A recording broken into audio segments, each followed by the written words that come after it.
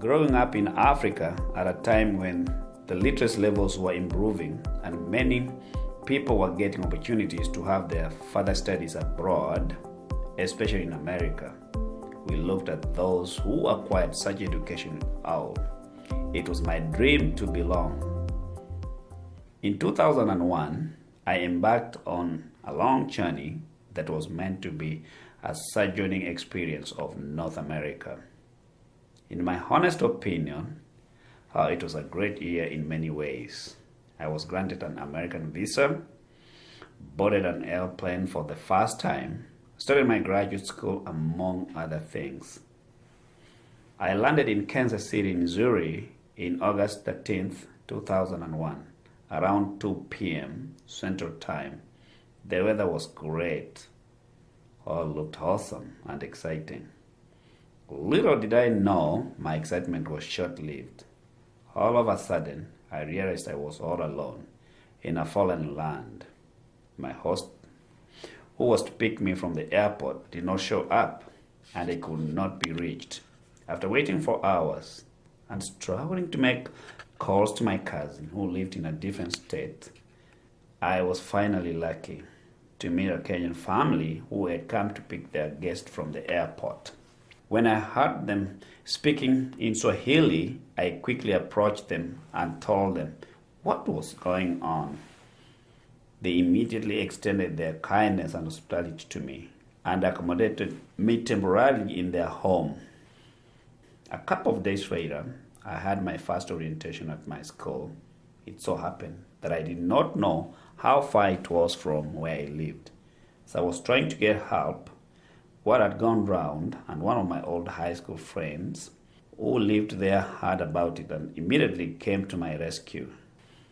He not only provided me with accommodation, but organized for my rides to school.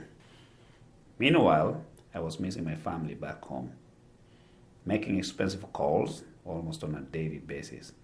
What started as completing my graduate school and go back home changed after I decided to continue with my studies. A few years later, I had embarked on another graduate studies course. My wife and children joined me shortly afterwards. It was an awesome reunion. The transition was smooth, despite many sacrifices that we had to make as a family. On looking ahead, we had decided whether to head back to Africa or venture into other opportunities in North America. It was at this point that we applied to immigrate to Canada. We were offered the opportunity to immigrate as federal skilled workers. Our Canadian journey began in May 13, 2011. We arrived in Toronto late that day, tired, though excited. The Canadian dollar was then all-time higher than the US dollar. Our savings started dwindling fast, and soon we were forced to search for jobs. My first job was menial and the pay was pathetic. I was pretty much discouraged at that. After consulting with a few friends, I decided to work on my teaching certification, of which I was granted. Armed with my OCT certificate, I hit the road trying to get a teaching job. All I got was part-time shopping. Kept on applying for a number of jobs, but I could not even get a regret.